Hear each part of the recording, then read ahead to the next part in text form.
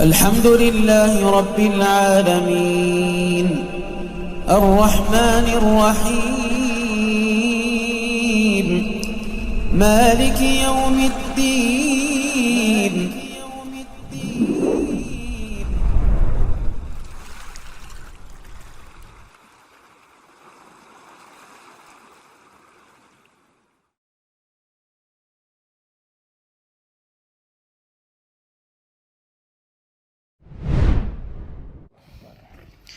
Alhamdulillah wassalatu wassalamu ala Rasulillah wa ala alihi wa sahbihi ajma'in, amma ba'du. Allahumma inna nas'aluka ilman nafi'a wa rizqan thayyiban wa amalan mutaqabbala.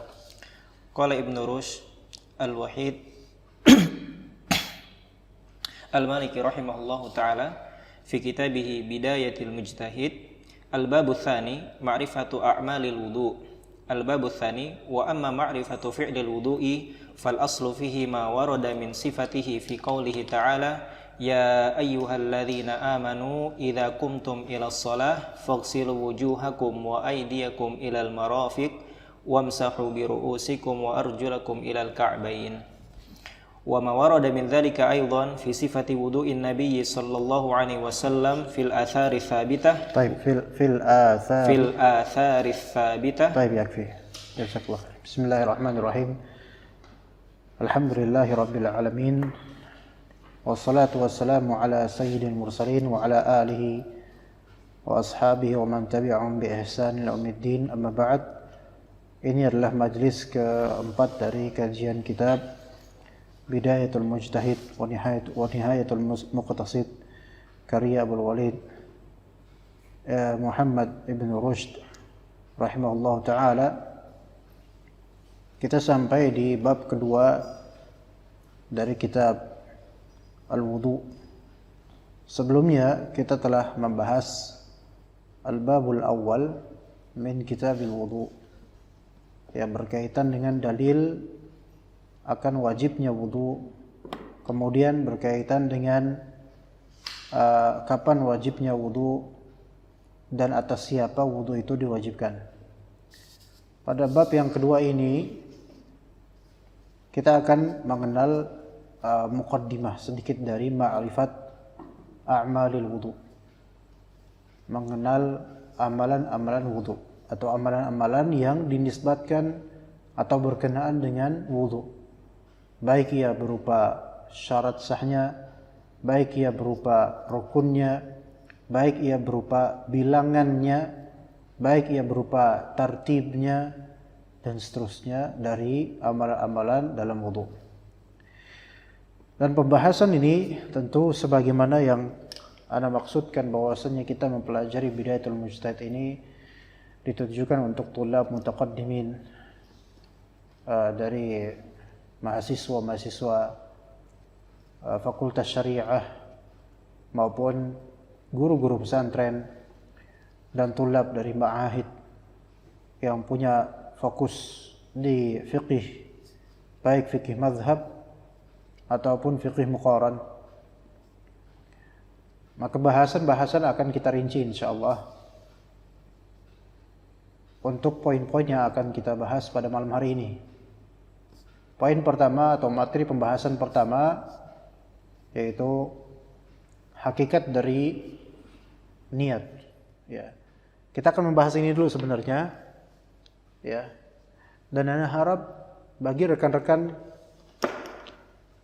yang mungkin menonton live streaming ataupun menonton rekamannya kapanpun zamannya, ikhwan, untuk mengcopy apa yang telah ana tulis di sini, mentalkhisnya dan mentarkiz apa yang telah ana tulis di sini, karena ini adalah ikhtisar dan ringkasan yang mudah dari pembahasan di bab kedua ini. Ya, ikhtisar dan ringkasan yang sangat memudahkan dari bab yang kedua ini. Banyak dari tulab mereka kesulitan dalam mengklasifikasikan masail di bab yang kedua ini. Maka ini ikhtisarnya akan saya sebutkan nanti. Ini pembahasan muqaddimah. Kemudian pembahasan pertama di malam hari ini adalah hakikat niat. Hakikat niat. Kemudian pembahasan yang berikutnya adalah khilafiyah berkenaan dengan talaffuz bin niyyah, yaitu melafalkan niat. Kemudian pembahasan berikutnya setelah itu kita insyaallah akan membahas ya perihal khilafiyah antar mazhab tentang pertanyaan apakah niat itu syarat sah wudu atau bukan. Ya, itu akan kita bahas 3 hal tersebut. Tapi sebelumnya Anda bahas dulu yang telah kita ikhtisarkan di sini. Kita baca dulu apa yang telah kita baca tadi. Al-babu tsani wa amma ma'rifatu fi'lil wudu. Mengenal perbuatan wudu. Fal aslu fihi. Al-asal dalam perbuatan wudu adalah ma warada min sifatihi fi qawlihi ta'ala wa ma warada aidan fi sifati wudu'in Nabi sallallahu alaihi wasallam. Jadi al-asl wal aslu fihi, al-asl makna asal di sini ad-dalilu fihi. Landasan dan dalil dalam mengetahui perbuatan dalam wudu itu bisa terketahui di Al-Qur'an dan juga sunnah.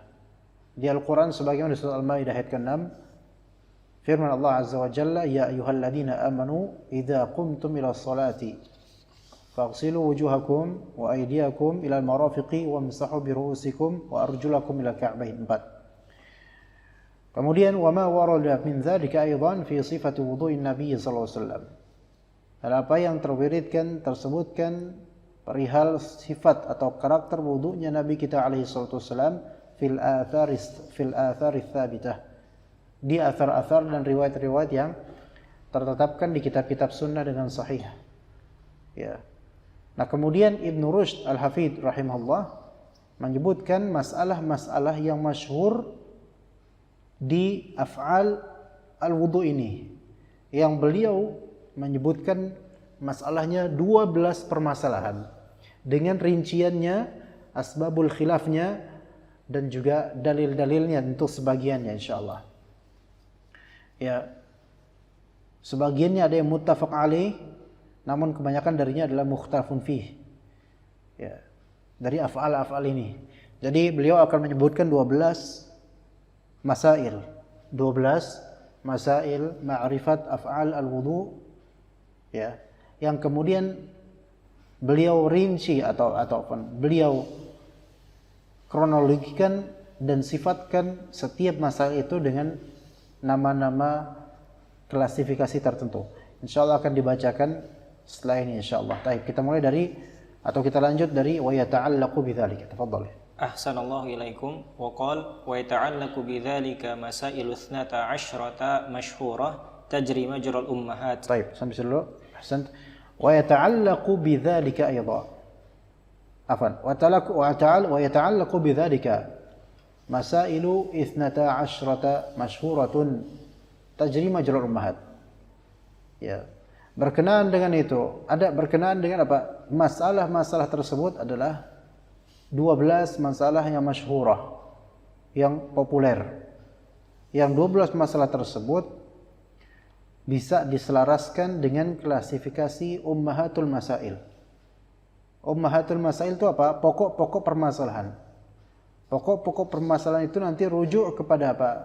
Kepada syarat, rukun, sifat rukun dan bilangannya, ketentuan jumlahnya, pembatasan tempatnya dan seterusnya. Ya, nanti insyaallah perlahan akan kita bahas.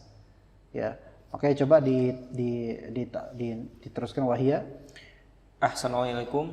Wahia raji'atun ila ma'rifati syuruti wal arkani wa sifatil af'ali wa a'dadiha wa ta'yiniha wa tahdidi mahalli anwa'i ahkami jami'i dzalik. Ahsan. Semua dari 12 ini kata Ibnu Rushd rahimahullah rujuk ke ummahatnya, rujuk ke misalnya syarat, ya, rujuk ke rukun wudu, rujuk ke sifat perbuatan wudu, rujuk ke bilangan ketentuan dalam berwudu, dalam perbuatan di antara perbuatan wudu.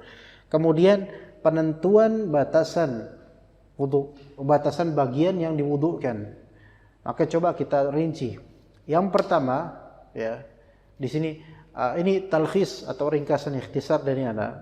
Dan bagi antum yang menonton atau menyaksikan ini diharapkan mencatat ulang ya. Dan mencatat ulang di tulisan tangan gitu ya. Sehingga ada pemetaan yang jelas. Pemetaan yang jelas lengkap dengan klasifikasinya sesuai dengan yang dituturkan oleh Ibn Rushd rahimahullah. Karena tanpa pemetaan seperti ini jadi linglung orang dalam mempelajari bidayatul mujtahid. Dan ini muskilah yang menimpa banyak dari tulabul ilm. Hatta tulabul ilm yang sudah paham bahasa Arab ketika melihat kitab seperti bidayatul mujtahid.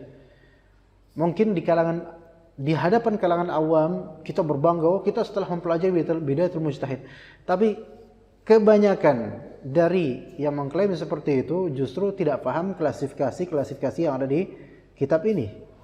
Ya, karena tidak pernah berusaha untuk merinci, mentalkhis dan mengikhtisar seperti ini. Yaitu yang penting. Padahal ketika ada ikhtisar seperti ini, itu akan mempermudah framing dan juga klasifikasi dalam benaknya terhadap masail dan ummahatul masail di kitab Bidayatul Mujtahid. Ya, kitab Bidayatul Mujtahid ini kitab yang sangat-sangat tertib, rapih dengan klasifikasi yang luar biasa. Yang mana itu banyak dari tulab malas untuk mengklasifikasi dan mencatat ulang, malas. Ya, pengennya udah instan gini-gini, udah instan kelas. Yang sahih adalah manhaj kita adalah mempelajari dengan perlu pencatatan ulang dan klasifikasi yang betul-betul sesuai dengan bagaimana diinginkan oleh Ibn Rushd Al-Maliki rahimahullah. Dimulai ma'rifatu amal wudu an-niyah, dan ini akan kita bahas pada malam hari ini dan juga insyaallah pada pertemuan berikutnya. An-niyah. Dan niyah ini masuk ke dalam golongan Asy-syurut. Ya, syurut. Kemudian berikutnya adalah ghuslul yadi qabla idkhalihima atau ghuslul yadaini qabla idkhalihima fil ina. Yaitu mencuci tangan sebelum dia memasukkan tangan itu ke dalam bejana. Ini masuk ke dalam Masuk ke dalam hukum. Dia masuk ke dalam hukum, dan ini sebagian ulama mengatakan ini bukan termasuk kewajiban melainkan sunnah. Tapi nanti ada ketentuannya, ada pembahasannya pada pertemuan-pertemuan berikutnya. Kemudian ada madmadah dan istinsyak. Madmadah dan istinsyak, Ibn Rushd Al-Maliki memasukkan ini ke dalam masalah arkan, rukun wudu, yaitu kumur-kumur dan juga istinsyak. Kemudian berikutnya adalah ghuslul wajh, yaitu membasuh wajah. Tapi ya, basuh wajah itu rukun, tapi beliau memasukkan pembahasan ghuslul wajh itu ke pembahasan tahdid al-mahal. Tahdid al-mahal. Ya, tahdid al-mahal yaitu penentuan tempat batasan wajah itu sampai mana aja gitu. Kemudian ghuslul yadain. Ghuslul yadain juga beliau menempatkannya pada tahdid al-mahal, yaitu penentuan pembatasan tempat sampai mana tangan itu. Kemudian mashur ra's. Nah, ini nanti akan besar lagi nih khilafiyah di sini antara Syafi'iyah dengan ulama lainnya. Ya, mashur ra's, mengusap kepala. Itu juga masuk dalam tahdid al-mahal, penentuan batasan tempat. Dari mana sampai mana. Kemudian ada setelah mashur ra's akan ada pembahasan adadu mashur ra's, yaitu bilangan usapan untuk kepala. Berapa kali? Ada yang mengatakan sekali, ada yang mengatakan boleh 2 kali atau 3 kali, ya gitu. Kemudian juga ada masalah al-mashu 'alal imamah. Ya. Ini jadi adadu maksud ke al-adat. Kalau imas 'alal imamah dia, atau sebelum mas'al imamah ini ada mas'al di sini sebelum antara adat, setelah ini mas'aludzinin mas'al al-imamah. Ya, imamah ini masuk ke dalam pembahasan ta'yin al-mahal, penentuan tempat. Ya, Waalaikumsalam, masyaallah Syekh. Kemudian mas'aludzunain, kedua telinga, ini masuk ke dalam rukun. Beliau masukkan ini ke dalam rukun. Nah, kemudian setelah itu ada ghuslur rijlain. Ghuslur rijlain beliau masukkan dalam sifat bagaimana tata cara ghusl ar-rijlain. Apakah dia membasuh atau mengusap? Karena ada juga yang mengatakan rijlain bisa mengusap saja. Ya. Kemudian tartib al-af'al ini beliau menjelaskan ini masuk dalam syurut, syarat wudu, syarat sah wudu, dan mualat berkesinambungan juga masuk syarat sah wudu. Jadi ini 12, 1, 2, 3, 4, 5, 6, 7, 8, 9, 10, 11, 12. Jadi 12 masail atau 12 ummahatul masail yang beliau canangkan untuk bab kedua, yaitu ma'rifat a'mal al-wudu, ya. ma'rifat a'mal al-wudu. Jadi perlu seperti ini. Jadi tolong yang misalnya belajar dengan rekaman atau live streaming atau dengan rekaman nanti antum silahkan pause gambar ini dan tulis di kertas antum masing-masing sehingga makin paham insyaallah. Jadi pemetaan ini sangat perlu untuk memahami bidayatul mujtahid. Ya, jadi muskilah yang membuat bidayatul mujtahid ini banyak memusingkan orang pembelajar adalah karena tidak dipetakan. Ya, karena tidak dipetakan. Jadi kok nyambung sini ya, kok sini ya, kok gini. Sebenarnya gampang, dipetakan aja. Ya, kitab ini memang kitab berat, ya membuat berat ya karena tidak dipetakan. Taib, kita akan mulai sekarang insyaallah dari al-mas'alatul ula minasyurut. Tadi kita bilang an-niyah yang pertama itu dimasukkan oleh beliau sebagai syurut, ya syurut di antara syarat sahnya amalan atau wudu. Ya, itu menurut pendapat jumhur ulama. Nanti kita bahas. Taib, tafadhal dibaca berikutnya. Ahsanallahu ilaikum. Qal al-mas'alatul ula minasyurut. اختلف العلماء الأمصار اختلف علماء الأمصار هل النية شرط في صحة الوضوء أم لا؟ طيب. Al-mas'alatul ula minasyurut. Minasyurut di sini artinya beliau mengklasifikasikan sebagai ummahatul ma'arif atau ummahatul masail. Bahwasanya niat itu termasuk syurut. Kemudian beliau mengatakan ikhtalafa ulama'ul amsar. Ya, ulama dari beragam daerah, beragam negeri, ya, ulama ansar. Dari kata Misr di sini bukan Mesir ya, tapi artinya adalah tempat, ya. Ulama dari berbagai belahan negeri berikhtilaf. Ikhtilaf mereka terwujud dalam pertanyaan halin niyatu syartun fi sihhatil wudu'i am la? Niat itu termasuk syarat sah wudu atau tidak? Nah, ngerti nggak pertanyaan ini? Apakah niat termasuk syarat sah wudu atau tidak? Sebelum kita berlanjut ke kalimat berikutnya nanti, Ana pengen membahas hakikat niat. Hakikat niat antar mazhab, insyaallah. Ya. Dan sebenarnya hakikat niat antar mazhab tersebut itu juga akan berpengaruh terhadap hasil dari keputusan mazhab mereka masing-masing. An-niyah. Kita akan membahas pertama, ya, tentu an-niyah dibahas maknanya dari dua sisi. Imma kita bahas dari sisi lughah, imma kita bahas dari segi istilah, atau bisa juga dari segi syar'i lah. Kalau dari segi lughah gampang, niat itu adalah qasd, ya. Qasd, maksud atau azm, niat. Ma'ruf lah. Makna niat adalah al-qasd. Itu masyhurnya seperti itu. Atau ada sebagian ulama mengatakan secara bahasa niat maknanya adalah al-azm, azam. Ya.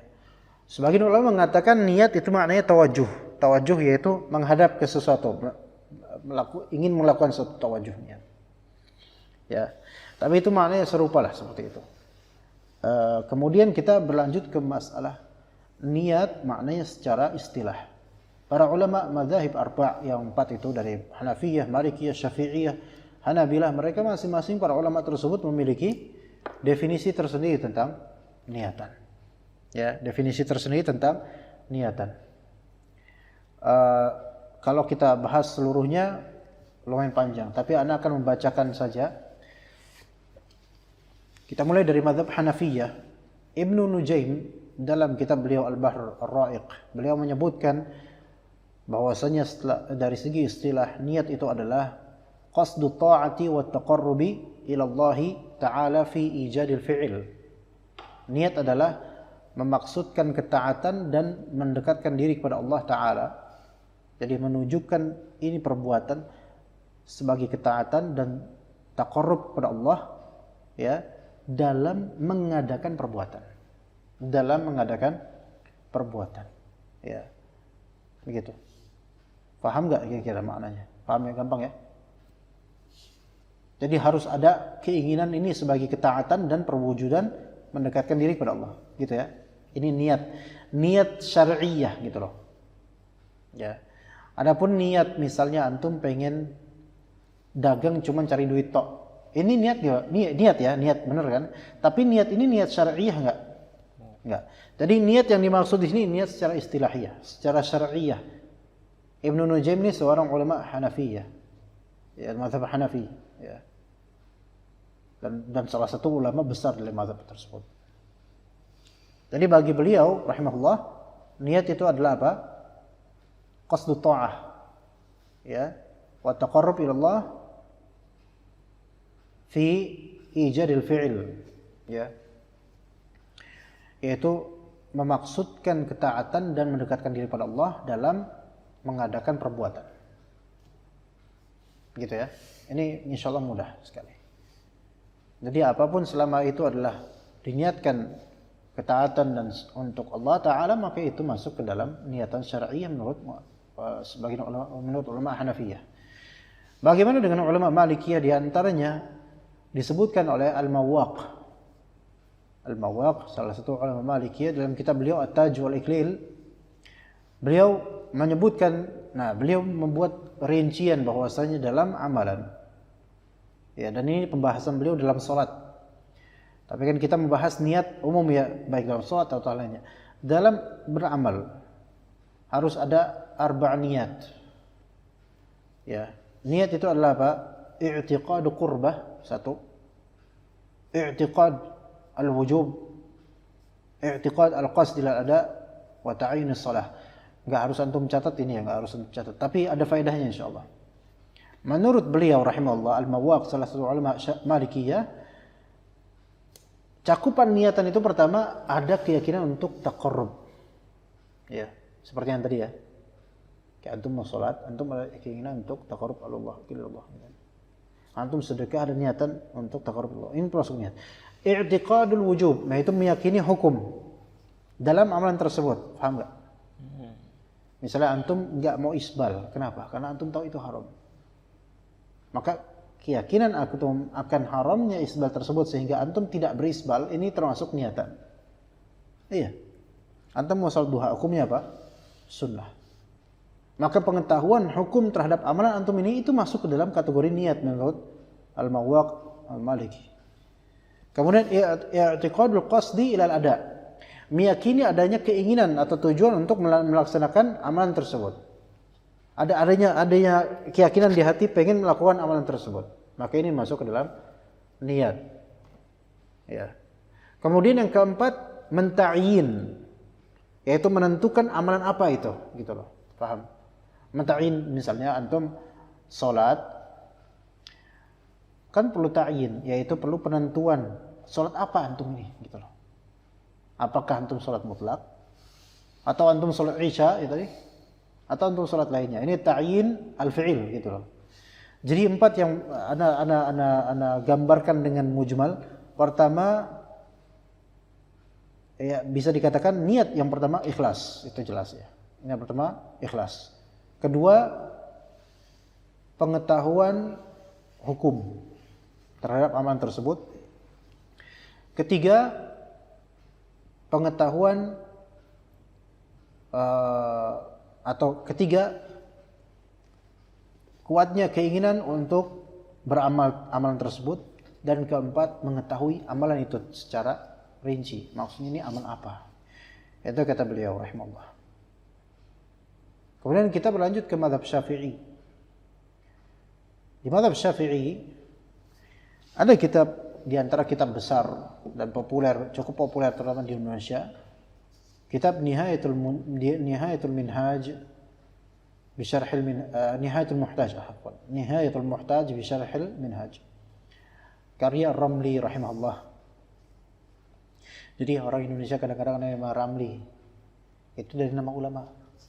Jadi banyak orang Indonesia itu nama ulama Syafi'iyah banyak, Baihaqi, Ramli, kemudian Syafi'i banyak juga, ya kan? Kemudian Syirazi ada, Nawawi banyak, Asnawi ada.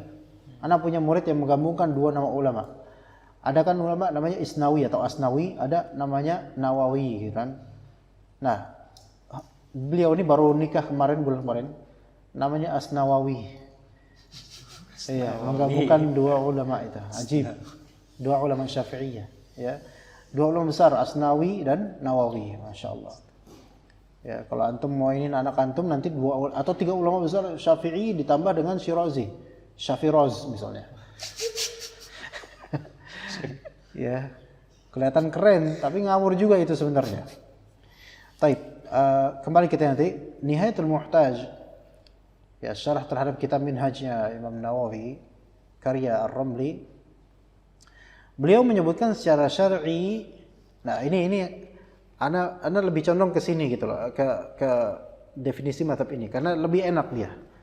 Niat itu adalah secara istilah, ya. Niat adalah qasdu syai'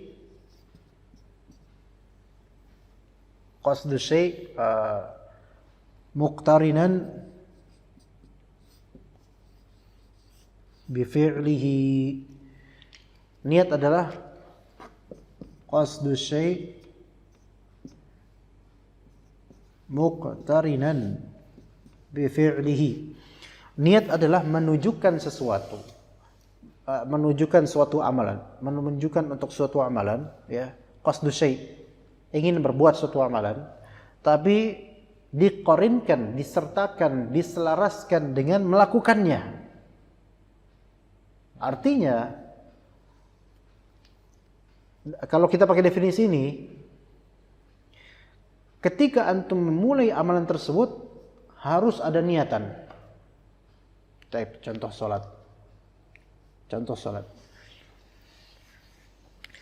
Apa hal pertama yang antum lakukan ketika sholat? Ketika sholat, di dalam sholat, apa yang paling pertama? Takbir. Takbiratul ihram. Ketika takbir harus ada niat.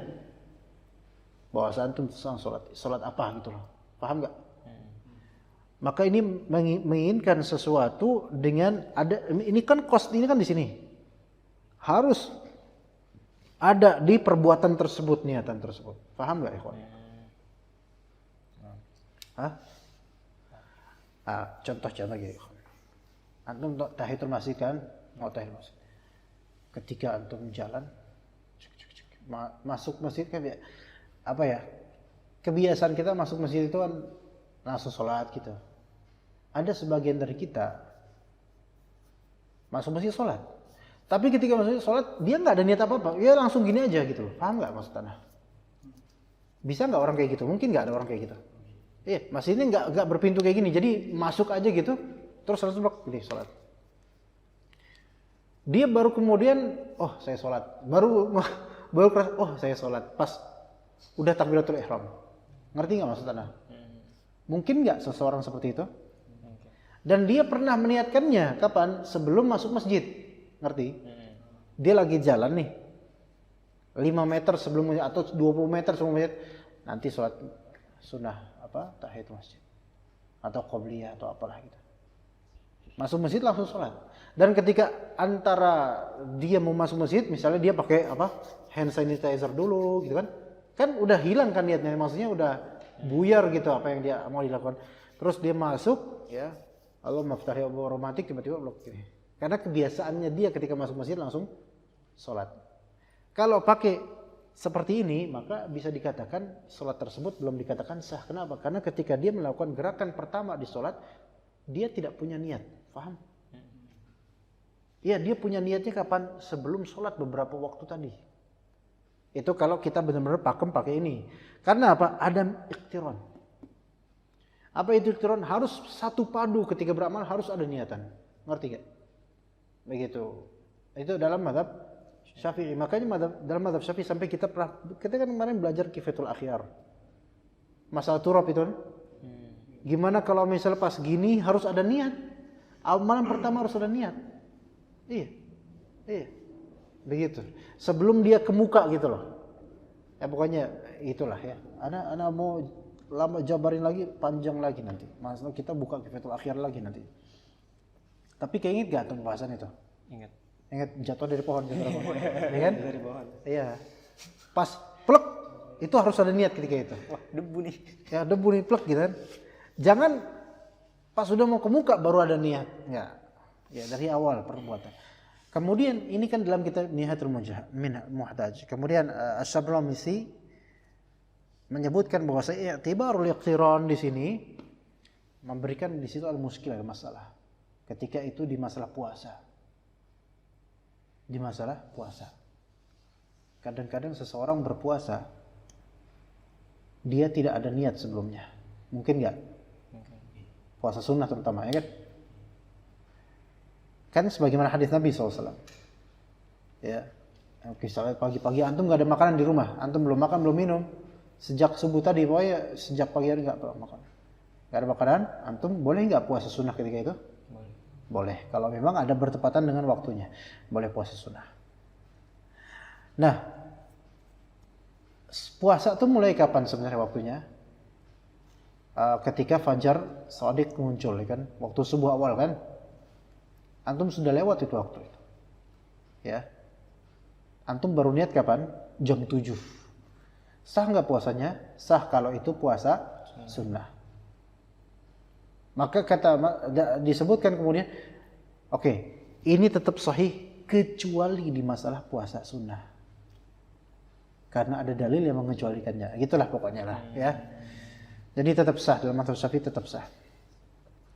Kemudian dalam mazhab Hanbali disebutkan oleh Al-Imam Al-Mardawi, ya sebagian menyebutnya Al-Mirdawi dalam kitab beliau Al-Insaf fi Ma'rifatil Khilaf. Beliau menyebutkan bahwasanya sebagian dari ulama menyebutkan makna dari an-niyah cukup qasdul manwi, udah gitu. Qasdul manwi apa? Menunjukkan terhadap hal yang dia niatkan, yaitu dia pengen sesuatu, maka itu udah ada niat. Gampang nggak? Paham nggak? Dari tadi kan kita udah membahas mazhab bagaimana ulama Hanafiyah. Walaupun ini sebenarnya nggak semuanya mewakili mazhab, tetapi yang kita kutip benar-benar ulama dari antar mazhab ini.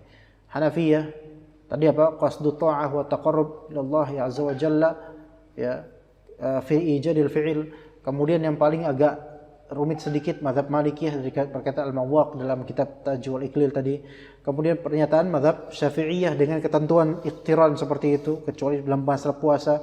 Kemudian mazhab Hanabilah Al-Insaf karya Al-Mirdawi atau Al-Mardawi, beliau menyebutkan bahwa niat itu cukup qasdul manwi, yaitu antum menginginkan sesuatu yang antum inginkan itu sudah menjadi niat, khalas. Ya. Maka kadang bisa difaedahkan dari bebasnya definisi ini dan luasnya definisi ini dengan sedikitnya ta'bir dan kalimat qasdul manwi itu aja, itu menjadikan adanya faedah hukum. Di antaranya, kalau antum meniatkan sesuatu, udah nggak usah ada apa-apaan, antum niatin aja, khalas, nggak usah lafalin, nggak usah apa-apaan. Yang penting antum tahu antum melakukan apa, itu sudah menjadi niat yang sah, khalas. Ngerti nggak? Kayak tadi antum mau salat qobliyah atau ada mau salat tahiyatul masjid. Antum niatkan 20 meter dari masjid. Antum tahu nggak apa yang antum lakukan? Tahu. Maka ketika antum masuk tiba-tiba antum kayak gini. Intinya antum udah meniatkan belum sebelumnya? Udah. Sah nggak itu? Sah kalau pakai definisi mutlak seperti ini ya. Karena bagi Al-Mirdawi rahimahullah bahwasanya itu cuma qasdul manwi, ya, yaitu antum pengen melakukan sesuatu itu, ya udah itu sudah menjadi niat. Ya.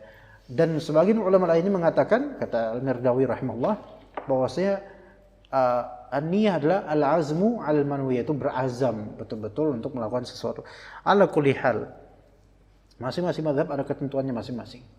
Tapi semua insyaallah sepakat bahwasanya niat itu merupakan syarat sah untuk ibadah, gitu. Syarat sah dalam artian apa? Dalam artian dapat pahalanya, ya, gitu. Baik. Gimana? Paham nggak, ikhwan?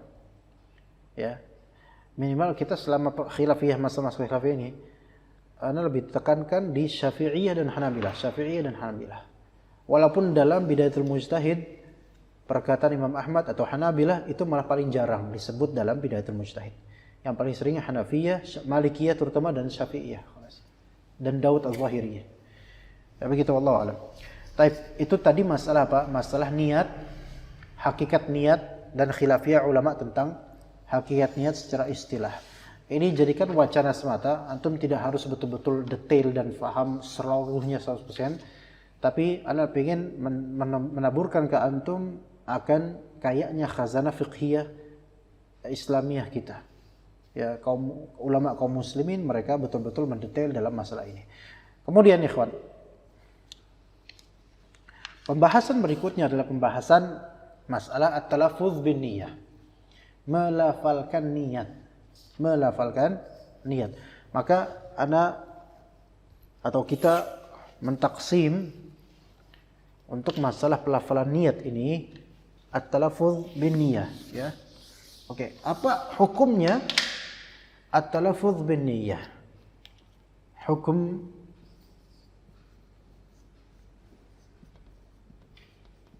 at-talaffuz bin niyah. Apa hukumnya talaffuz? Apa talaffuz itu? Melafalkan niat. Apa hukumnya? Ya, para ulama berselisih pendapat. Ya. Ana ambil pendapat pertama, tulis pendapat pertama bahwasanya talaffuz bin niyah itu lazim atau muta'ayyin atau muta'ayyan bisa. Apa artinya lazim? Mesti. Ya. Ini pendapat pertama. Tapi pendapat yang paling jauh gitu, paling dikit, dan ana hanya menemukan satu saja. Ya. Nanti ana tuturkan. Kemudian yang kedua, bahwasanya talaffuz bin niyah itu katakanlah dia afdol. Ya. Afdal laisa biwajibin. Apa arti afdal? Ya afdal. Apa arti afdal? Ya afdal. Lebih baik. Ahsan, lebih baik, ya. Yang ketiga kira-kira apa nih? Antum tahulah. Apa? Yang ketiga ini apa? Siap. Gampang lah. Kita bid'ah. Ya kan? 3 pendapat. Ya. Yang paling populer ini. Paling populer maksudnya paling banyak ya ulama di dalam kitab-kitab mazhab ini afdal. Laisa biwajib, tapi afdal. Ya. Siapa yang mengatakan bahwasanya hukum talaffuz bin niyah ini wajib? Dalam kitab An-Najm Al-Wahhaj. An-Najm Al-Wahhaj ini salah satu kitab mazhab Syafi'iyah, karya Syekh Ad-Damiri rahimahullah. Beliau tidak mengatakan ini, tetapi beliau menghikayatkan. Ya. Ad-Damiri menghikayatkan dari Az-Zubairi. Ya, bahwasanya Az-Zubairi mengatakan yajib an yusa'idul qalba al-lisanu. Yajibu an yusa'idul qalba al-lisanu. Apa artinya? Apa? Yajibu an yusa'ida al-qalba al-lisanu. Lisan itu wajib menolong hati ya. Sahih. Lisan itu harus menyokong atau menolong hati. Artinya apa ya? Harus. Lidah ini harus membantu hatinya dalam mengungkap, dalam beramal, dalam masalah niat. Gitu. Dan lafal Az-Zubairi yajib, kata Ad-Damiri. Tapi Ad-Damiri sendiri lebih condong ke ini, bukan ke. Oke, kita kan cuma tahu satu ulama doang Az-Zubairi dalam mazhab Syafi'i. Dan itu pun ana pikir marjuh dalam mazhab Syafi'i batil. Maksudnya bukan mu'tamad dalam mazhab Syafi'i. Dalam mazhab Syafi'i yang terkenal ini. Antum lihat di kitab-kitab Imam Nawawi, di kitab-kitab mazhab Syafi'i itu. Dalam masalah meniatkan lafal salat, melafalkan niat salat. Antum akan menemukan apa? Bahwasanya para ulama Syafi'iyah kebanyakan pakai yang ini. Bahwasanya melafalkan niat dalam salat atau melafalkan niat pada amalan gitu ya. Itu yandub. Sesuatu yang dianjurkan atau yustahab. Dia anjurkan, dia anggap baik gitu. Tapi sebenarnya kata Imam Nawawi dan lainnya bahwasanya itu laisa biwajib. Maksudnya itu bukanlah syarat sahnya salat atau lainnya untuk melafalkan niat enggak, bukan syarat sah. Sehingga seseorang ketika dicontohkan oleh para ulama Syafi'iyah, seseorang ketika dia pengen salat zuhur, tapi dia ngomongnya usolli salatal maghribi. Ya, sah enggak salatnya? Dia mau salat zuhur, tapi dia melafalkan niat dengan lafal usolli salatal maghribi. Sah enggak salatnya zuhur? Sah salat zuhurnya. Ibrahnya itu bukan di lisan, kata para ulama Syafi'iyah. Dan juga ulama Hanabilah juga berkata seperti itu. Ya. Kalau misalnya antum mau sholat zuhur, tapi antum pakai usolli itu, antum bilang usolli salatal maghribi raka'ataini, mustaqbilal qiblati lillahi ta'ala, Allahu Akbar. Gimana? Saya sholat maghrib 2 rakaat. Ini parah banget ini orang. Usolli salatal maghribi raka'ataini mustaqbilal qiblati lillahi ta'ala, Allahu Akbar. Ya. Sah enggak salatnya? Sah salatnya. Karena bukan ibrahnya di lisan, bukan. Yang penting niatannya dia tahu bahwasanya. Kan kadang-kadang orang bertaklid aja. Masalah niat kan usolli itu rata-rata orang ikutan aja kan. Belum tentu mereka betul-betul mendetail faham arti dari usolli itu. Ini enggak. Coba kalau misalnya mau sholat duha, usolli sholat naon ya? Sholat apaan ini ya? Zuhur aja lah kan, bentar lagi zuhur.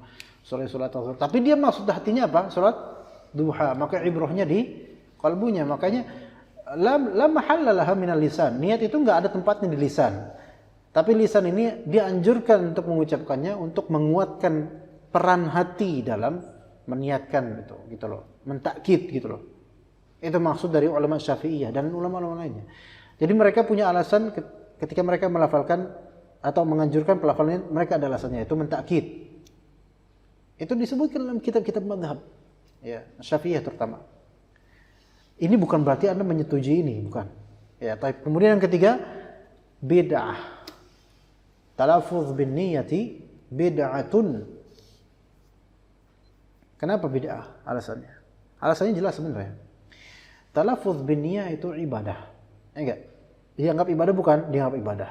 Ada enggak contohnya dari Rasulullah SAW? Enggak ada. Sahabat? Enggak ada. Maka ini sesuatu yang baru, muhdats. Maka bid'ah dia. Karena apa? Karena orang melafalkan niatan untuk sholat atau wudu itu biasanya rutin enggak orang? Rutin. Berarti ini sesuatu yang sudah menjadi part of ibadah. Dan berarti dia ibadah. Dan tidak ada contohnya. Padahal dia ibadah selalu dilakukan. Maka dia menjadi bid'ah. Paham gak ikhwan?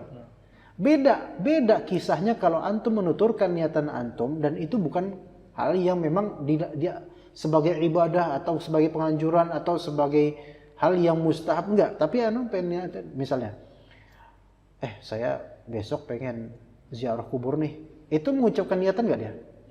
Iya. Tapi apakah dia selalu setiap mau ziarah kubur mesti harus ngomong gitu? Atau dianjurkan ngomong gitu? Enggak kan? Beda enggak? Konteks maaf, paham enggak maksud Anda sini kan? Contoh lain, ketika suatu perbuatan menjadi ibadah dan dianggap sebagai ibadah. Salaman setelah sholat. Aslinya salaman setelah sholat boleh enggak, ikhwan? Boleh, tapi kalau dijadikan rutinan jadinya apa? Suatu ibadah seolah-olah dia bagian dari rangkaian setelah sholat, bukan bagian dari sholat. Rangkaian sholat, rangkaian setelah sholat. Maka dia menjadi bid'ah lama-lama kalau misalnya digitukan, ya kan? Gimana? Paham enggak perbedaannya? Maka kita lihat orang yang melafalkan niat sholat, mestilah dia akan apa? Melafalkannya selalu. Karena menganggap itu sesuatu yang mustahsan dan dianggap baik dan memang dianjurkan oleh ulama-ulama ini. Maka sebagian ulama mengatakan ini bid'ah. Sebagian ulama mengatakan ini bid'ah. Disebutkan dalam kitab Al-Iqna' fi fiqh Imam Ahmad bin Hanbal karya Al-Hajjawi rahimahullah. Disebutkan oleh beliau Al-Hajjawi, wa talaffudhu bihi atau wa talaffudhu biha wa bima nawahu huna wa fi sa'iril ibadati bid'atun. Melafalkan niat dan apa yang dia niatkan dan juga di seluruh ibadah apapun melafalkan niat khusus itu adalah kebid'ahan. Ya. Gitu. Tetapi Beliau juga menyebutkan wastahabbu sirran ma'al qalbi katsirun minal mutaakhirin wa mansusi Ahmad wa jami'il muhaqqiqin. Tapi banyak dari ulama yang menganggap melafalkan secara sir beserta dengan qalbu itu mustahab, dianjurkan. Ya. Dan memang itulah yang justru sebenarnya disebutkan oleh Ibnu Muflih dalam kitab Al-Furu' wastahabbu katsirun minal ulama wastahabbahu katsirun minal ulama. Banyak dari ulama menganggap itu mustahab, yaitu melafalkan niat. Wa huwa al-madhhab, dan itulah madhab Hanbali, Imam Ahmad. Ya. Jadi dalam madhab Hanbali itu sendiri ada dua wajah, ada dua pendapat. Al-wajhul awal itu bid'ah sebagaimana disebutkan oleh Al-Hajjawi. Dan Imam Hajjawi juga menyebutkan juga bahwasanya ada al-wajh ats-tsani. Sebagaimana disebutkan dalam kitab Al-Furu' karya Ibnu Muflih Al-Hambali, bahwasanya banyak dari ulama menganggapnya itu mustahab dan itu adalah al-madhhab, madhab Hanbali. Diklaim oleh Imam Ibnu Muflih Al-Hambali. Ala kulli hal, lepas kita melihat perselisihan ini ya enggak bakal berhenti.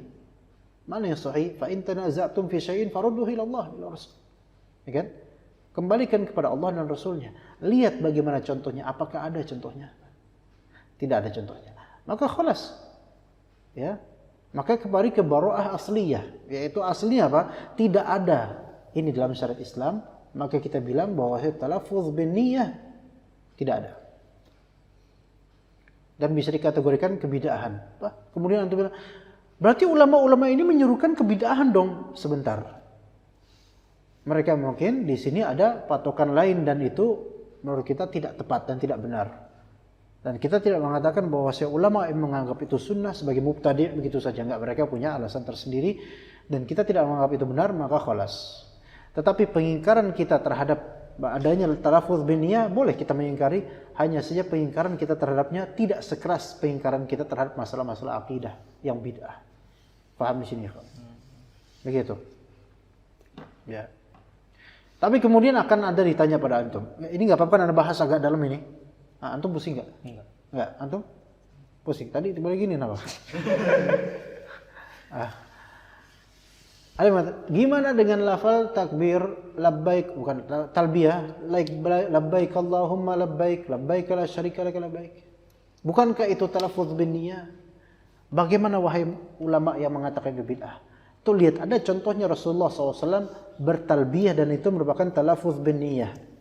Maka terpecah untuk menanggapi tanggapan tersebut, terpecah ulama-ulama ini menjadi dua. Dalam mazhab Hanbali, ulama tersebut mengatakan yang mengatakan bid'ah mustathna, itu dikecualikan. Yang ada contohnya, itu ada contohnya dari Rasulullah SAW. Sementara hal lain tidak ada contohnya. Paham nggak maksudnya? Yang ada contohnya kita ikuti. Yang nggak ada contohnya nggak ada. Wa ma atakumur rasulu fakhudhuhu wa ma nahakum anhu fantahu. Kalau nggak ada contohnya udah kelas. Nggak usah kita buat-buat gitu loh. Ya. Kemudian mungkin ditanggepin lagi, dibalas lagi sama ini. Tapi itu bukankah kita bisa mengkiaskan? Paham nggak? Bisa mengkiaskan talbiyah niatan untuk haji atau umrah, kemudian kita kiaskan ke salat. Yang mana itu kan kita setiap hari beribadah. Ya. Ya, gimana? Yang itu sehari setahun atau sekali seumur hidup aja kita haji ada di talaffuz niyah, maka tentu ibadah-ibadah ini lebih butuh lagi untuk melafalkan niat. Paham nggak maksudnya? Ngerti? Masuk nggak? Masuk nggak? Gimana Rahmat? Masuk nggak? Yang ibadah semusim itu aja atau mungkin seumur hidup sekali antum itu aja. Talaffuz bin niyah, yang kata talaffuz bin niyah, ya tentu ibadah yang biasa yang keseharian ya lebih butuh lagi, gitu kan ya? Gimana balasnya, ikhwan? Balasnya adalah Nabi SAW setiap hari sholat 40 rakaat. Sahabat pun berapa rakaat sehari, ya enggak? Ada enggak dari mereka, satu pun dari mereka yang melafalkan niat? Paham? Itu jawabannya. Itu kan logika antum aja, bahwa saya ini semusim atau seumur sehidup, ini lebih-lebih lagi dong. Antum enggak bisa mengkiaskan seperti itu ketika para sahabat dan Nabi SAW tidak pernah mengamalkannya. Siapa antum mau mengkiaskan apa yang mereka tidak pernah melakukan? Padahal mereka tiap hari sholat, tiap hari wudu, tiap hari dan seterusnya. Gimana? Mana yang lebih kuat menurut antum? Itu satu. Kedua, tidak ada kias dalam masalah ibadah begitu saja. Apalagi ketika memang tidak ada riwayat, padahal setiap hari Rasulullah SAW sholat. Dan nggak pernah teriwayatkan hal seperti itu. Kalaupun ada, itu pasti maudhu'. Bahkan kata Ibnu Qayyim al-Jauziyah rahimahullah, dalam masalah ini pun disebutkan dalam kitab Zadul Ma'ad fi hadi khairul ibad. Tidak ada hadis baik sahih maupun dhaif yang mendukung talaffuz bin niyah. Paham? Hadis sahih, hadis dhaif tidak ada yang mendukung talaffuz bin niyah kecuali qiyas terhadap apa? Talbiyah untuk haji tersebut. Ya gitu, ya. Ya. Gimana, Rahmat? Agak kenyang enggak antum? Hah? Lumayan kenyang. Ya, seperti itu maksudnya, ya. Enggak pusing kan bikin? Pusing. Ya, ala kulli hal. Yang sahih adalah wallahu alam, dan kita tidak mengucilkan ulama yang memustahabkan itu. Yang sahih adalah itu tidak disyariatkan. Ya. Dan tidak bisa juga ditanggapi dengan ente juga sering melafalkan niat kok. Coba misalnya ditanya sama orang, "Bang, mau kemana?" "Mau sholat zuhur." Melafalkan niat ya? Ya, zahirnya melafalkan niat kan? Ya. Nggak bisa ditanggapi begitu. Kenapa? Karena itu kan pas ditanya sekali itu doang. Apakah kita setiap mau sholat zuhur kita mesti ngomong ke orang, "Mau sholat zuhur, mau sholat zuhur, mau sholat zuhur"? Beda dengan yang memformatkan usolli fardhu zuhri 4 raka'atin mustaqbilal qiblati lillahi ta'ala. Beda kan ya? Beda. Yang ini seperti apa? Memformatkan suatu ibadah. Adapun kalau orang nanya, "Bang, mau kemana bang?" "Mau ke masjid sholat zuhur." Ini ibadah. Antum jawab itu ibadah bukan? Ibadah. Antum jawab itu, jawab orang nanya di warung, "Bang Alwi mau kemana Bang Alwi?" "Mau ke masjid." "Mau ngapain?" "Sholat zuhur lah." Antum menyatakan gak niat antum? Menyatakan niat antum. Tapi ini yang dimaksud talaffuz bin niyah di sini bukan? Bukan itu mah. Bukan, karena itu bukan ibadah. Antum mengatakan, "Saya mau sholat zuhur nih di sana." Itu bukan ibadah. Antum menjawab biasa aja gitu. Gitu. Beda dengan orang yang usolli fardhu. Itu abis usolli fardhu zuhri, abis itu nggak tahu baca apa tuh nggak tahu. Kadang-kadang usollinya tok usolli.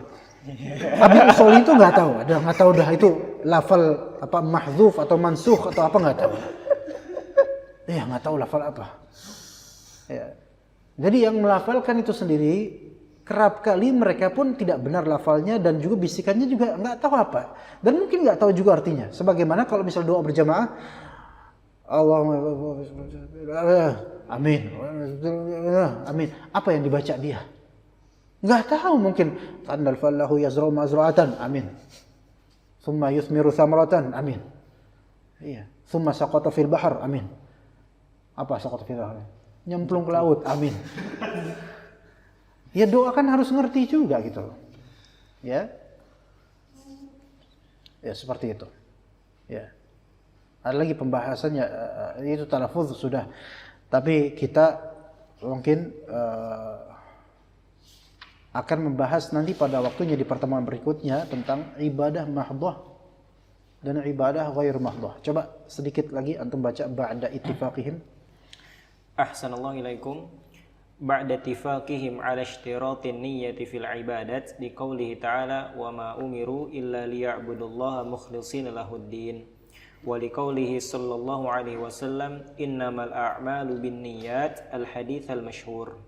فذهب فريق منهم إلى أنها شرط وهو مذهب الشافعي ومالك وأحمد وأبي ثور وداود وذهب فريق آخر إلى أنها ليست بشرط وهو مذهب أبي حنيفة والثوري. Jelas tadi ya tentang masalah persyaratan niat untuk ibadah, dalilnya dari Al-Quran dan juga Sunnah. Sebenarnya Anda mau bahas dua dalil tersebut di surat Al-Bayyinah dan hadis innamal a'malu binniyat, tapi kok ada bahas bener panjang lagi beneran. Bukan karena masalah apa-apa, tapi memang ini ayat yang luar biasa dan hadis yang dibahas oleh banyak ulama.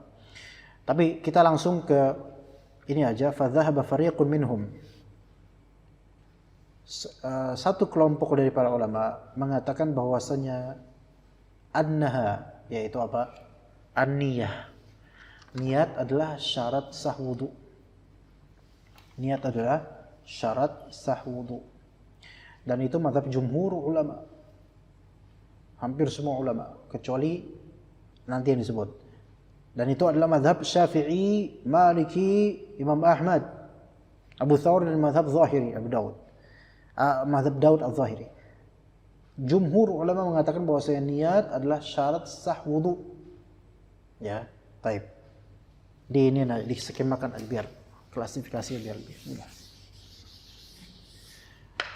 Hal niyatu syartun li sihhatil wudu? Pertanyaan. Apakah an-niyah adalah syartun li sihhatil wudu? Apakah niat itu adalah syarat sahnya wudu antum? Ya, artinya kalau misalnya antum wudu, apakah harus ada niatan pengen menghilangkan hadas? Atau antum yang penting wudu aja, dengan wudu yang benar tanpa ada niatan antum sudah sah wudunya? Paham nggak bedanya?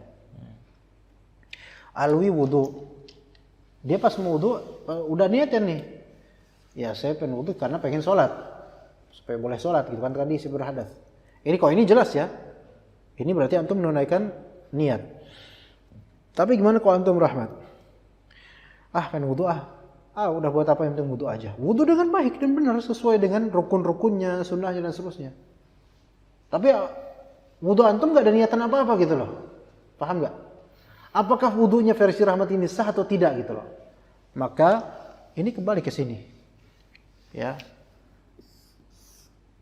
Naam. Ini al-jumhur. Mayoritas ulama. Iya. Niat itu syarat sahnya wudu. Nah, kemudian fariqun akhar. Satu lagi yaitu annaha laysat bisyart. La, bukan syarat. Tapi apa berarti? Melainkan bal hiya apa? Bal hiya ikmal, penyempurnaan wudu. Menyempurnakan wudu supaya dapat pahala. Gitu, paham Pak? Dan ini pendapat siapa? Pendapat mazhab Abu Hanifah, Hanafi. Ini pendapat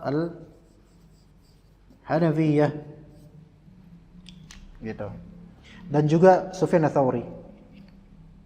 Oke. Jadi bagi mereka apa? Rahimahumullah, bahwasanya kalau wudunya rahmat ini itu dia sah sebagai wudu, tapi nggak sempurna aja wudunya, paham? Gitu. Karena apa? Bagi mazhab Hanafiyah, yang terpenting dari wudu itu adalah surahnya, gambaran wudunya. Niat bukan syaratnya. Kalau antum sudah menunaikan gambaran wudu, maka sudah sah. Walaupun antum nggak niatan apa-apa wudu tersebut. Itu bagi mazhab Hanafiyah. Dan itu pembahasan ini akan Anda lanjutkan nanti, sebabnya kenapa kok bisa begitu di masalah apakah ibadah itu. Perbedaan antara ibadah mahdhah dengan ibadah ghairu mahdhah. Ibadah murni dengan ibadah tidak murni. Nanti insyaallah akan Anda bahas pada waktunya insyaallah taala. Gimana Rahmat? Pusing enggak? Anda sebenarnya enggak mengharapkan antum datang, tapi masya Allah antum datang. Anda kirain enggak? Iya. Karena ini kajian emang Bidayatul Mujtahid emang kayak gini kajiannya gitu. Besok kalau mau datang, Selasa. Anda minta datang kalau bisa Selasa. Malam. Besok. Hah? Selasa malam bisa? Usahain. Kalau nggak bisa, dibisain. Kalau bisa, bisa. Oke. Coba pertanyaan. Ada nggak pertanyaan di live? Itu nggak ada. Saya bacain.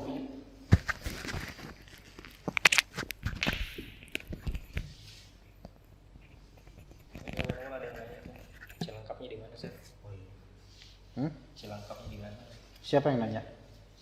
Abu siapa itu? Abu Thawr. Itu yang tadi berpendapat-pendapat pertama. Abu Thawr. Abu siapa itu? Abu kan Zidan Al-Faruq.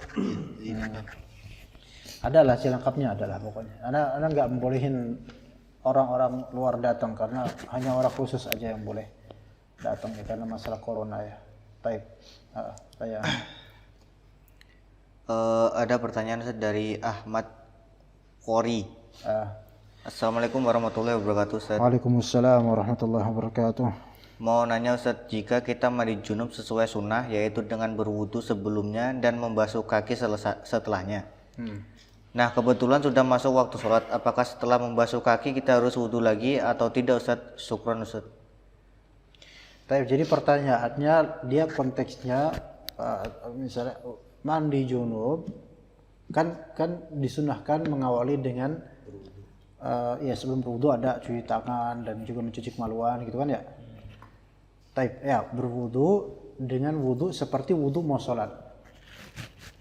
Nah pas udah cuci azan gitu kan masuk waktu sholat, pas mau cuci kaki. Ya, sebagian ulama berpendapat bahwasanya wudu yang dilakukan di awal mandi junub itu semua anggota kecuali kaki diakhirkan nanti. Ada yang berpendapat seperti itu.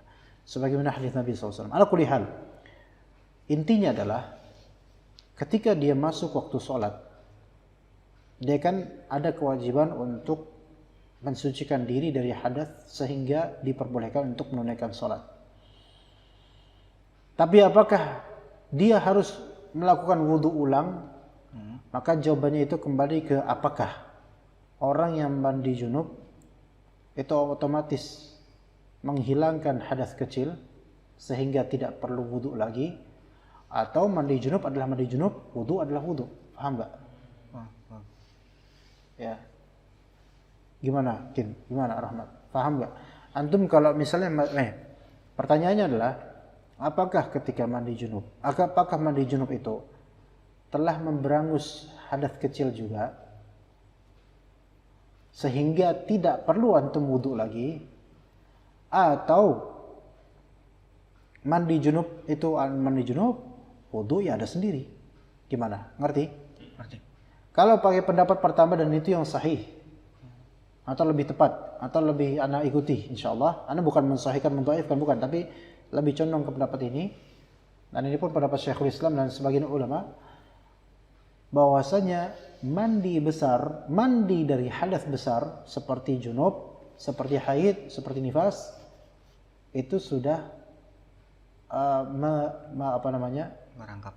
merangkap membersihkan diri dari hadas kecil.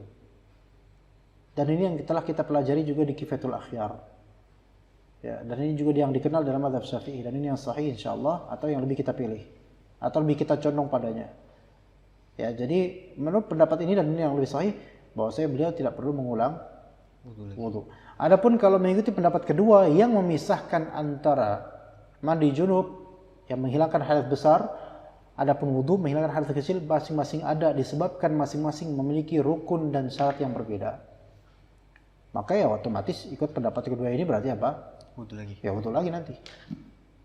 Karena bagi pendapat kedua ini, wudunya antum di mandi junub itu bukanlah wudu yang membolehkan sholat begitu saja. Buktinya, sebagian ulama dan sesuai hadis Nabi SAW berpendapat kaki itu diakhirkan nanti. Maka wudu mandi junub ini bukan persis betul-betul wudu sholat. Gitu loh. Tapi yang lebih tepat adalah pendapat pertama. Ya begitu ya. Insyaallah mudah-mudahan jelas untuk penanya. Jazakallah khair. Pertanyaan yang kedua yaitu dari Yusran Husain. Tafadhal. Ustadz, apakah mandi biasa apabila diniatkan mensucikan badan sudah bisa mencakup wudu sehingga tidak perlu berwudu lagi setelahnya? Ini mandi biasa ya. Mandi biasa kan mentakmim sairul jasad bil ma', yaitu mengumumkan semua jasad dengan air. Apakah itu telah mewakili berwudu? Wudu, maka kita katakan tidak. Kalaupun ada pendapat ulama yang mengatakan itu sahih, iya itu bisa mewakili wudu, maka Itu Allah alam pendapat yang mungkin marjuh atau kurang baik, kurang tepat. Tapi yang lebih sahih adalah bahwasanya mandi biasa berarti kan tanpa ada niatan apa-apa, dan kalaupun niatan untuk wudu sekaligus, maka wudu itu ada kesendirian dan itu wudu menjadi wajib. Adapun mandi biasa kan bukan kewajiban, maka dia tetap harus wudu lagi. Contoh, antum mandi untuk menyegarkan diri ke majelis ilmu, ini dianjurkan nggak? Dianjurkan. Baik. Lantas apakah dengan hal yang dianjurkan itu, mandi yang dianjurkan itu, antum telah menghilangkan hadas? Enggak. Maka harus wudu lagi. Kalau itu mandi biasa. Mandi biasa ini maksud adalah bukan mandi wajib. Gitu. Adapun mandi biasa dalam artian mandi sunnah, ya seperti mandi Jumatan, mandi sunnah lainnya, mandi yang dianjurkan lah, mau ke majlis, mau hari raya dan seterusnya, itu bukan mandi wajib semua. Ya, maka itu tidak menjadikan hilangnya hadas, karena itu bukan dalam rangka menghilangkan hadas. Begitu. Menghilangkan najis mungkin, tapi menghilangkan hadas enggak. Harus sholat mandi, harus wudu lagi. Tapi seperti itu. Oke, enggak ada pertanyaan di screen. Cukup kalau enggak ada pertanyaan. Ada. Kapan ya? Barusan enggak? Barusan. Dari Abu Zaidan Al-Faruq. Al-Faruq. Ana mau tanya Ustaz, bagaimana menyikapi orang yang paham Syafi'i ketika dia sholat mengetahui imamnya Muhammadiyah, lalu dia mengulang sholatnya karena khawatir imamnya menyentuh istrinya? Ya. Gimana kalau berimamkan dengan seorang Muhammadi? Kalau dia imamnya seorang Muhammadi, dianya terus apa nih sekarang?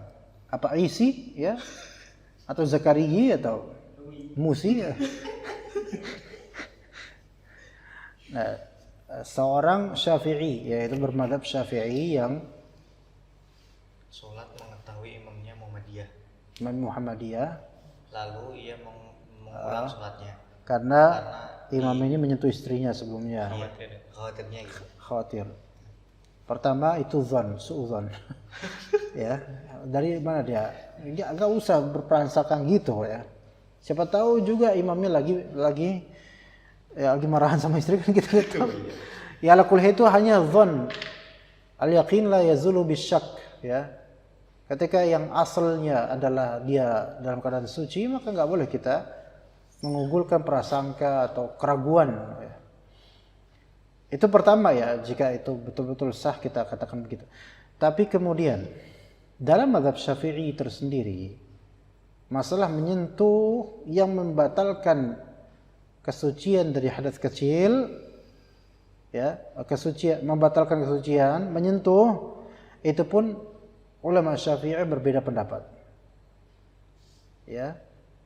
Sebagian ulama Syafi'i mengatakan kalau dia menyentuh mahram maka tidak masalah. Menyentuh mahram, kalau menyentuh non mahram baru dia batal wudunya.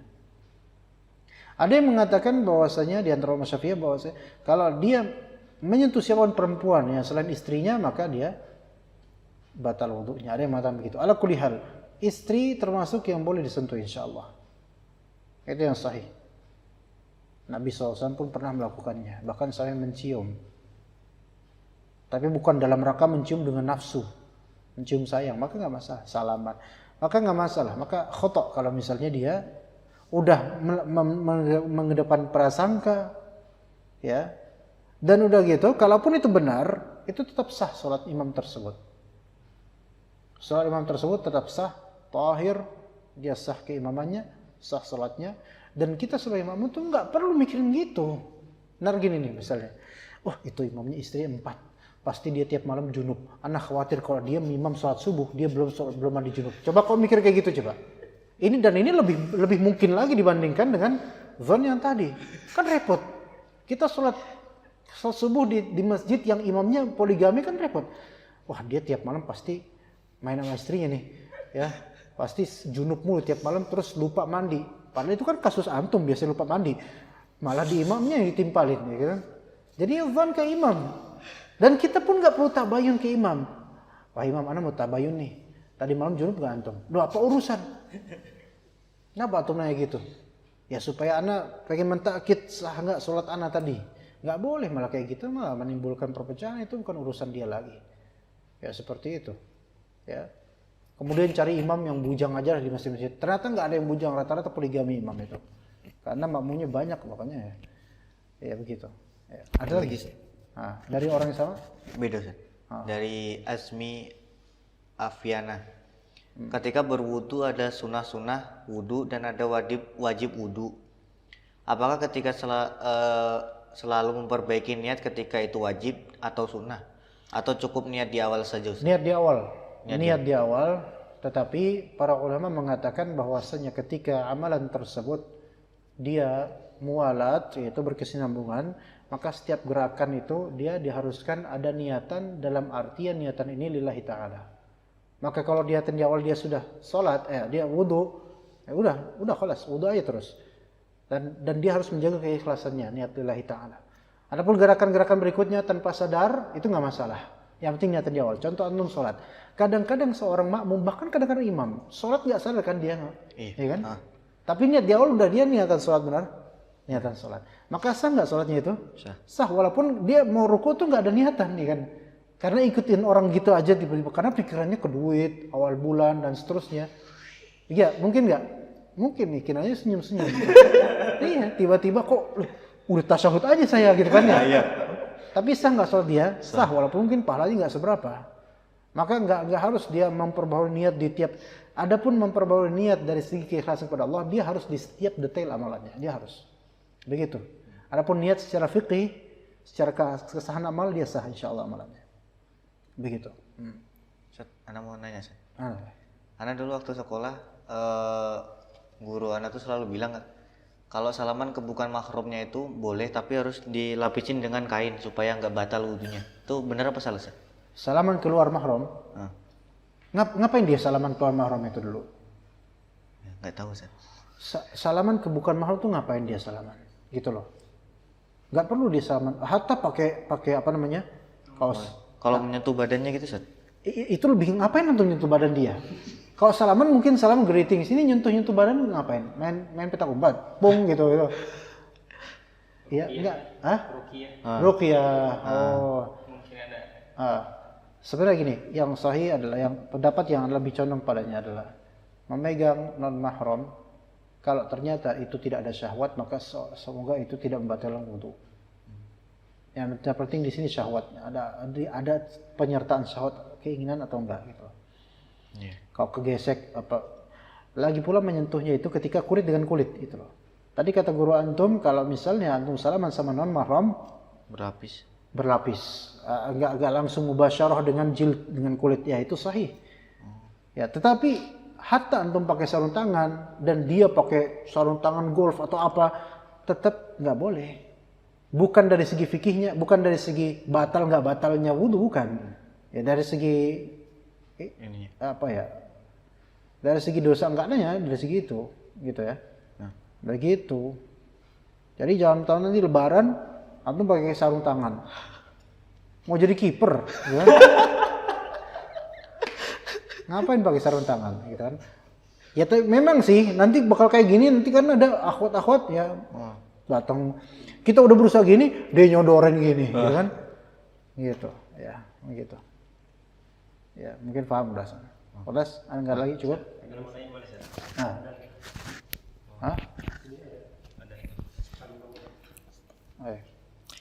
Ana mendapati tahu lah seseorang dulu udah lama sih. Jadi ketika wudu itu gurunya Alwi, bukan dia, bukan.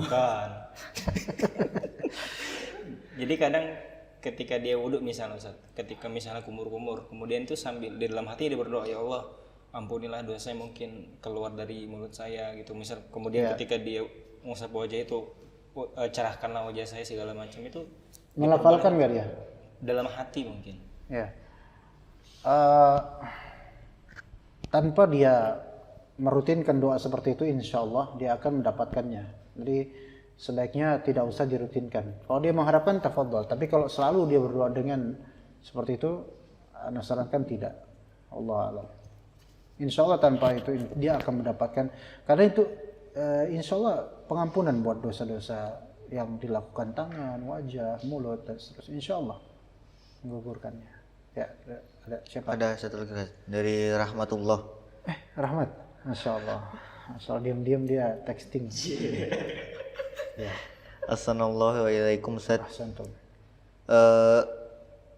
Apakah metode yang bagus untuk menjelaskan tentang niat kepada anak-anak? Metode yang bagus untuk menjelaskan niat kepada Anak-anak. Maksudnya niat di sini ikhlas kan?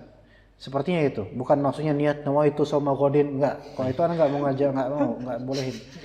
Iya, nawaitu shauma ghadin atau usolli fardhu syahri dan seterusnya, enggak. Tapi niat ikhlas ya. Tanamkan ke anak-anak sejak umur berapa dulu dia? Umur berapa anak lagi? Tapi anak-anak ditanamkan dari awal tauhid. Tauhid dari awal, dari usia balita. Maka nanti ke depannya itu akan lebih mudah ketika kita mengalokasikan amalan dia ke Allah Ta'ala.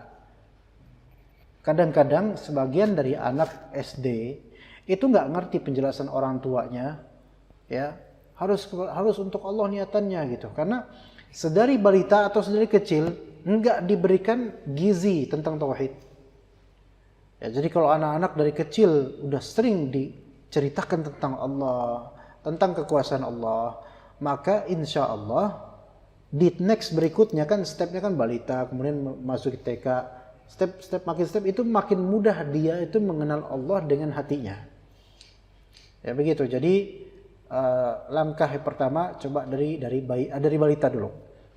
Dari balita kenalkan dengan Allah Ta'ala, kenalkan sifat-sifat Allah, ya secara makna Allah Ta'ala memberi rezeki, Allah Ta'ala kita harus menyembah Allah dan seterusnya. Anak balita itu kita bilang, kita diktein aja, kita harus menyembah siapa nak? Dia bilang menyembah Allah. Mungkin ketika itu belum begitu paham, tapi fitrah dia itu akan tumbuh nanti.